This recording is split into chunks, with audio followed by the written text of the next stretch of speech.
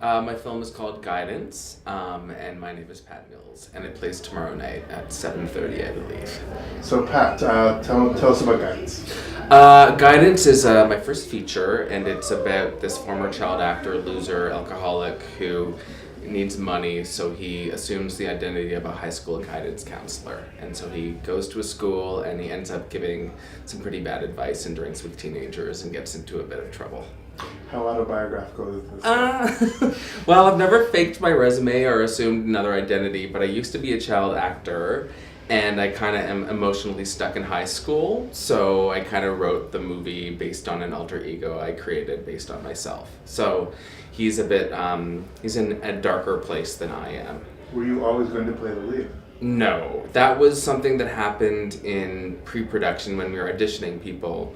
We couldn't find the right actor, and then my producers saw me doing some improv with some of the younger teenagers that came in, and they said, Pat, why don't you audition for it? And then I auditioned for it, which was really awkward, and then I ended up getting the part in my own movie, and then I ended up doing it.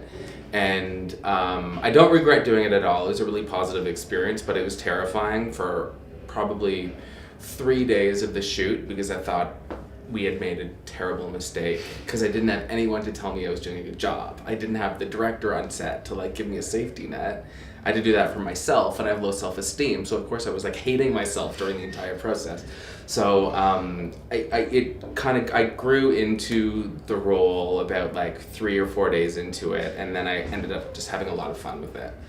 But now when you watch the film, do you see, with distance from seeing the film, can you watch the film and simply enjoy it, or are you just now seeing all the things that you would have given yourself acting notes on? I think that most people who make movies, all they see are the flaws anyway, so it's I do appreciate it, and I'm glad I did it, but it's not the kind of thing that I'm itching to watch. I spent a lot of time in post-production cutting it that I was you know what, I've had my fill of Guidance. But that being said, the audiences have been responding super well to it. Yeah, no, people are really enjoying it, it actually surprised me a little bit because we premiered at TIFF and I was really worried that we were going to get panned. I had it in my head that no one's going to like this, everyone's going to hate it, and the audiences seemed to really like it, and we got really good reviews, and all of it was just okay, this is great because this is why you make movies.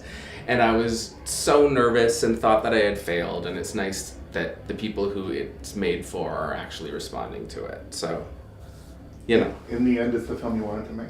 Mm-hmm. Definitely. I mean, when you're making a movie where you don't have a lot of a big budget, you always have the better version of the movie in your head. But given the resources and the budget and everything that we had, I mean, it turned out looking a lot better than I thought in my head, thanks to my cinematographer, Daniel Grant, who brought so much value to something that was really gritty and punk rock in my head. And I'm really, really happy that we had such a great team to really build on top of my kind of shitty idea and made it look really pretty and cinematic. Were there specific films that you chose to echo with the film? Yes, one of the movies that really inspired me was Young Adult. Mm. I love that movie. Again, Free to Be You and Me is in that as well.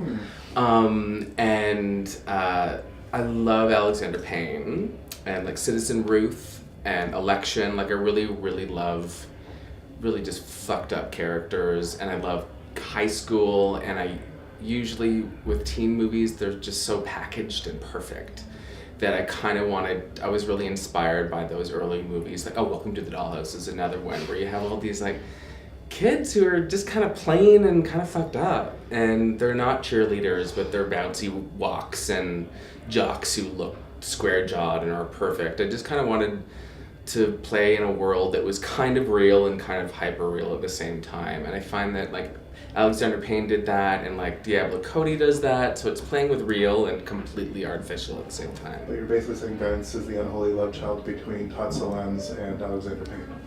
Yeah, let's go for that. Yeah, sure. Finally, the tone of the film obviously is incredibly hard to sort of maintain between it being broad and it gets very dark at times. Mm-hmm. Just wondering if you could talk about, is that something that you finalized during editing or even on set where you're always attenuating not only performance but also dialogue through improvisation? Ooh, well, the tone was a huge thing when it came down to casting. And one of the reasons I ended up playing the lead was I could, within the scene, figure out where it was going. and I could make it real or make it ridiculous within the scene. So we shot with 2 cameras a lot of the time and did a lot of improv. So I would sort of like, ooh, this is getting a little too earnest, and I would throw a curveball to the actor to get something kind of crazy or off script. So there was that, but there was a lot of, there's definitely some things that happen in post where things were like too earnest that we ended up cutting, or too broad that we ended up cutting. So it was just a matter of like kind of massaging this, because it kind of goes all over the place, but we had to keep it consistent through the entire thing, and it was like the entire process of making it from script to shooting it to cutting it that was really like constantly tone, what's the tone, we have to keep it consistent, but it still needs to bounce back and forth, but not too much on either side, if you know what I mean. And now you get to show it here as part of the Calgary Underground Film Festival. Yeah, and I'm really looking forward to it. I was just in a screening right now, and the audience seems to be great here. So it's good. It's my second time in Calgary. Second time in Calgary, first time with the film. Exactly. There you go. Did you get into trouble last time you were in Calgary? No, it was pretty wholesome. It was right before I went to the Banff festival, so I had to be sober before leaving first thing in the morning. So. Well, here's hoping you behave while you're here. Yeah, Thank you so much. Thank you. Cheers.